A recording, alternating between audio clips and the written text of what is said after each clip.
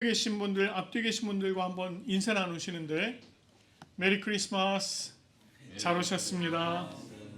예, 잘 오셨습니다. 사랑하고 축복합니다. 예, 잘 오셨습니다. 사랑하고 축복합니다. 자, 우리 꼬맹이들 자리에 앉자.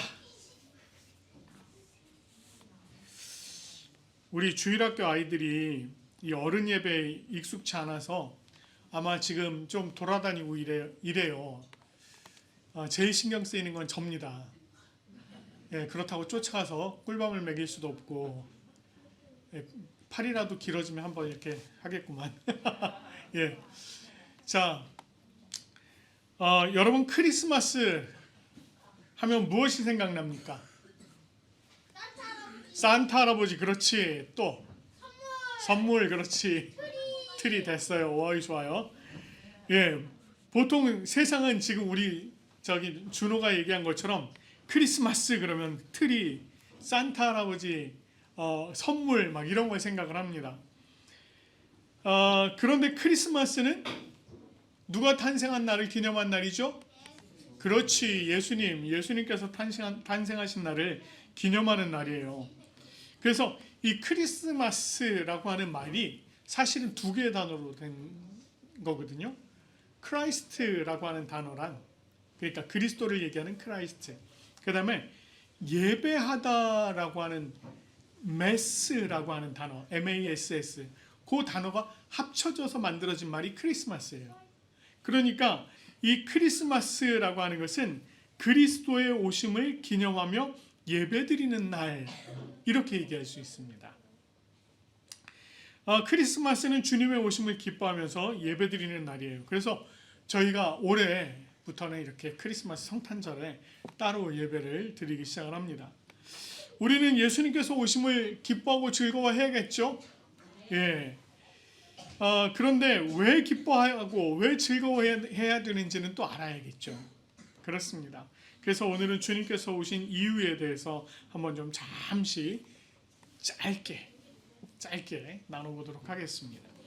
오늘 본문 마태복음 1장 18절부터 25절까지는 우리에게 놀라운 사건을 전해주고 있습니다. 그것은 예수 그리스도의 나심에 관한 내용이에요. 자, 보니까 처녀인 마리아가 요셉과 약혼하고 동거하기 전에 성령으로 잉태된 것이 나타났다, 이렇게 얘기해요. 이게 참 사람으로는 이해할 수가 없죠. 그러나 이 탄생 사건의 가장 앞에 기록된 내용이 바로 요 사람으로서는 이해할 수 없는 이 내용이 이 탄생 사건 가장 앞에 지금 기록이 되고 있는 것입니다.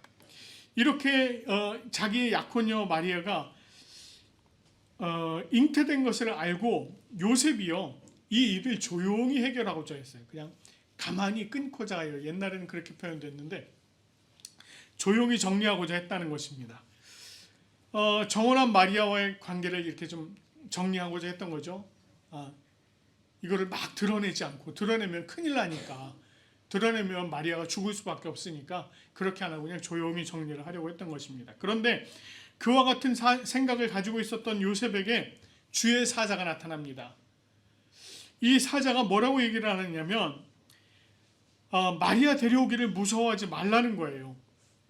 그러면서 21절에 이렇게 얘기합니다. 아들을 낳으리니 그 이름을 누구라 하라? 예수라 하라. 아들을 낳으리니 그 이름을 예수라 하라. 이는 그가 자기 백성을 그들의 죄에서 구원할 자이시다, 이렇게 얘기합니다. 여기 태어날 아들의 이름을 예수, 아예 그냥 지정을 해줬어요. 얘는 태어나면 이름을 예수라고 해야 돼 라고 얘기한 것입니다. 자, 예수라고 하는 이 이름은요, 그 이름의 뜻이 여호와는 구원이시다라고 하는 뜻이에요. 여호와는 구원이시다.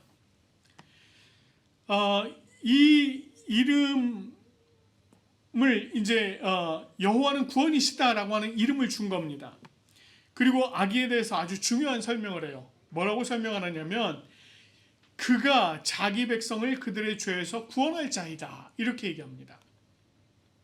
다시 말해서 예수가 자기 백성들을 그들의 죄에서 구원할 자다라고 말씀하고 있는 것입니다. 여기 지금 자기 백성 이렇게 표현하고 있어요. 자기 백성. 이것을 통해서 태어날 아기가 왕이다 라고 하는 걸 지금 전하고 있는 것입니다. 자, 마태복음에서는 예수님께서 왕으로 오신 것을 주로 표현을 많이 합니다. 그 중에 하나가 계보예요. 계보. 이 계보를 보면 이렇게 시작하고 있어요. 우리가 마태복음 오늘 이제 1장 18절부터 읽었는데 1장 1절을 보면 이렇게 얘기합니다. 아브라함과 다윗의 자손 예수 그리스도의 계보라 이렇게 얘기를 해요. 하나님께서 선택하신 히브리 민족의 조상, 첫 조상인 누구? 아브라함. 그리고 이스라엘 역사에 있어서 가장 위대했던 왕 다윗. 아브라함과 다윗을 통해서 오시는 분, 왕이라는 거예요. 왕. 그래서 그 계보를 지금 쓰고 있는 것입니다. 그리고 17절에서는 아브라함부터 다윗까지, 또 다윗부터 바벨론까지, 바벨론부터 또 그리스도까지 각각 14대로 딱 구분을 해서 이렇게 쫙 기록을 하고 있습니다. 이 아브라함부터 다윗 때까지는요, 이스라엘의 시작부터 가장 영광스러운 그 시기를 이야기합니다. 이스라엘이 아브라함으로부터 시작이 되었고, 그리고 가장 영광스러운 시대를 맞이한 것이 다윗 때였어요. 그때까지를 표현합니다. 그리고 이 다윗 때부터 바벨론 이주까지, 이때는 이스라엘의 쇠퇴기예요. 쇠퇴기. 이스라엘이 바벨론에서 멸망을 당하고 쇠퇴하면서 포로로 바벨론으로 끌려간 그때까지를 얘기합니다. 그리고 다시 이 바벨론 이주 때부터 그리스도께서 오실 때까지 요거를 표현하면서는 이제 유다인들은 왕으로 오실 메시아를 맞이하게 될 것이다 라고 하는 걸 지금 표현하고 있는 것입니다. 이와 같은 내용들을 통해서 태어날 아기가 왕이다 라고 하는 것을 이 마태복음에서는 계속해서 처음부터 그냥 시작할 때부터 알려주고 있는 것입니다. 그런데 그 메시아가 자기 백성들을 그들의 죄에서 구원할 자다 이렇게 얘기해요. 그들의 죄에서 구원할 자. 우리가 이 말씀을 통해서 알 수 있는 게 뭘까요? 현재 백성들의 상태가 무엇 가운데 있다? 죄 가운데 있다. 백성들의 현재 상태는 죄 가운데 있고 구원이 필요한 자들이다 라고 하는 것입니다. 이스라엘 백성들의 죄의 역사가 언제부터 시작이 됐을까요? 인간의 죄의 역사. 하나님께서 사람을 창조하시고 아담이 하와로 말미암아 선과 악을 알게 하는 그 열매를 따먹은 이때부터 죄가 들어오기 시작한 것입니다. 그러니까 사실 인간의 죄악의 역사는 굉장히 오래전이라는 거예요. 뿌리가 깊습니다. 이후로도 인류는 끊임없이 죄의 역사를 반복해 왔어요. 하나님께서 다양한 방법으로 죄에 대해서 경고하시고 죄에서 떠나라. 너희는 죄에서 돌이켜서 하나님께로 나아오라. 계속 반복적으로 얘기를 하지만 별로 듣질 않아요. 사람들이 안 듣습니다. 그러면서 점점 더 죄악 속으로 빠져들어가고 하나님으로부터 멀어졌다는 것이에요. 이스라엘의 왕조의 멸망과 심판에 대한 경고와 실행이 있었지만 그들은 여전히 죄악 가운데 그냥 머물고 있었다는 것입니다. 이스라엘이 멸망당하고 심판이 있은 후에 하나님께서 다시 그들을 회복시켜 주셨지만 그들은 여전히 죄를 떠나지 않습니다. 그리고 하나님을 가볍게 여겨요. 하나님을 얼마나 가볍게 여겼는지 여러분, 하나님을 예배하는 일에 별로 관심을 두지 않았습니다. 하나님을 예배하는 일에 신경을 안 썼어요. 여러분, 그때 당시만 해도 제물을 하나님 앞에 데리고 나왔어야 됐잖아요. 그렇죠? 근데 이 제물을 눈 빠진 거, 다리 저는 거, 이런 거 끌어다가 하나님 앞에 제물을 올려드렸다는 거예요. 여러분 생각해 보세요. 하나님을 얼마나 가볍게 여겼으면 그런 것들을 가져다가 하나님 앞에 올려드렸겠습니까? 그런 일들이 있었다는 것입니다. 그런 인간들, 그런 사람들, 여전히 죄에 머물면서 살아가는 그 사람들 반드시 죄로부터 벗어나야만 했습니다. 이와 같은 상태에 있는 백성들을 그들의 죄에서 구원하실 분이 바로 예수님이다. 이렇게 지금 얘기하고 있는 것입니다. 우리가 이미 앞에서 말했듯이 예수님의 그 이름의 뜻이 뭐라고요? 기억나세요? 우리 어린이들 기억나세요? 예수님의 이름의 뜻? 여호와는 구원이시다. 유대인 중에 많은 사람들이 여호와의 구원을 바라면서 자식의 이름을요, 뭐라고 지었느냐면 예수라고 지은 사람들이 많습니다. 그러니까 예수님께서 이 땅에 오시기 전에 이미 예수라고 하는 이름이 많았다는 거예요. 여러분, 저희가 그 전에 왜 구약 성경 중에 여호수아 읽었죠? 저희가 그 여호수아 말씀을 나눴습니다. 그 여호수아의 이름의 뜻이 뭘까요? 여호와는 구원이시다. 같은 뜻이에요. 여호수아. 그리고 느헤미야가 그 7장 7절에 보면 거기서도 이런 이름이 나와요. 예수아라고 하는 이름이 나옵니다. 그게 바로 여호와는 구원이시다. 예수라고 하는 이름이에요. 그러니까 사실 여호수아, 예수아가 같은 이름이고요. 이거를 헬라식으로 표기를 바꾼 것이 바로 예수입니다. 그 예수님, 그분께서 이 땅에 오시기를 소망하면서 정말 구원자가 이 땅에 오시기를 소망하면서 자녀들의 이름을 예수라고 지었었는데, 그렇게 많은 사람들 중에 실제로 인간의 구원을 위해서 살아온 사람이 있었을까요? 없었어요. 없었습니다. 그런데 비로소 예수님께서 이 땅에 오신 그 이후로 그 예수님으로 말미암아 실제적인 구원이 인간들에게 임하게 되었다는 것입니다. 여기 우리가 오늘 읽은 말씀 중에 죄에서 구원할 자, 이런 표현이 있어요. 이 말 속에도 아주 중요한 의미가 숨어 있습니다. 예수님의 속성에 대해서 얘기하고 있는 거예요. 당시에는 죄에서 구원할 자 이러면 누가 있을까요? 사실 이스라엘 예수님께서 오시기 전에 죄에서 구원할 자는 딱 한 분밖에 없었습니다. 여호와 하나님 한 분밖에 없었어요. 그러니까 그 여호와 하나님 한 분밖에 생각을 할 수 없었는데, 이제 이 땅에 오신 예수님께서 사람을 죄에서 구원할 자라는 거예요. 그러면 이 예수님이 누구와 같다는 겁니까? 하나님과 같다는 것입니다. 결국 여기서 얘기하고자 하는 것, 예수 그리스도께서는 곧 하나님이시다 라고 하는 걸 얘기하는 것입니다. 주의 사자는 이런 일이 이미 선지자를 통해서 선포되었다라고 하는 걸 얘기해요. 이사야 7장 14절의 말씀, 오늘 저희가 예배 시작하면서 읽었잖아요. 거기에 보면 이렇게 말씀합니다. 보라, 처녀가 잉태하여 아들을 낳을 것이요 그 이름을 임마누엘이라 하리라. 이 예언이 언제 있었던 예언일까요?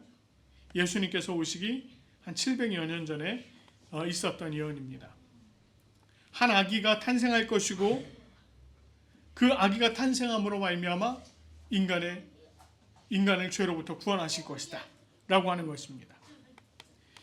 이 한 아기가 사람의 모습으로 우리와 함께 하신다.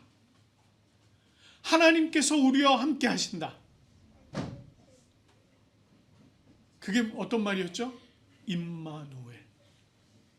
임마누엘. 당시의 유대 백성들은 하나님이 자신들과 함께 계시다는 것을 감각적으로 이해할 수가 없었어요. 내가 직접 느끼지 못하는 겁니다. 피부로 느끼지 못하는 거예요. 하나님이 나와 함께 하신다고? 이걸 피부로 느끼지 못했습니다.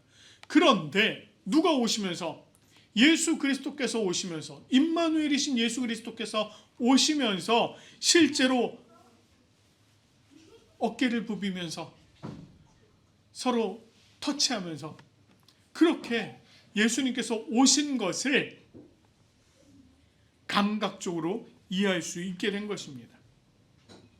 그 일이 실제로 일어난 것입니다. 그리고 그분이 이 세상에 오신 목적은 죄인들을 그들의 죄에서 구원하시기 위함이었다 라고 하는 것입니다. 예수 그리스도의 탄생은요, 단순히 한 아기의 탄생이 아니었습니다. 그것은 하나님이 자기 백성을 위해서 그들의 죄에서 구원하시기 위해서 이 땅에 오신 사건이었어요. 하나님이 우리와 함께 계시다는 임마누엘을 실현하시기 위해서 이 땅에 오신 것입니다. 시간과 공간을 초월하는 창조주가 피조물과 같이 되어서 시간과 공간 속에 함께 머무르는 놀라운 사건이 바로 예수 그리스도께서 이 땅에 오신 사건입니다. 하나님께서는 사람으로부터 멀리 떨어져 계신 존재가 아니에요. 하나님께서는 바로 우리 속에 우리와 함께 계신 존재라는 것입니다. 그리고 그분께서 실제로 우리와 함께 계실 뿐만 아니라 우리를 구원하신 분이시다라고 하는 이것을 실제적으로 보여주는 사건이 바로 예수 그리스도께서 이 땅에 오신 사건입니다. 그래서 한 아기의 탄생은 영원하신 하나님께서 유한한 우리와 함께 하신다는 것을 우리에게 알려주시는 그런 아주 놀라운 사건이 된 것입니다. 예수 그리스도께서는요, 지금도 우리와 함께 계십니다. 안 보이는데요. 안 보이죠. 우리 눈에는 보이진 않습니다. 그러나 그분은 지금도 우리와 함께 계십니다. 하나님의 백성인 우리를 위해서, 우리를 죄에서 구원하시기 위하여 이 땅에 오셨습니다.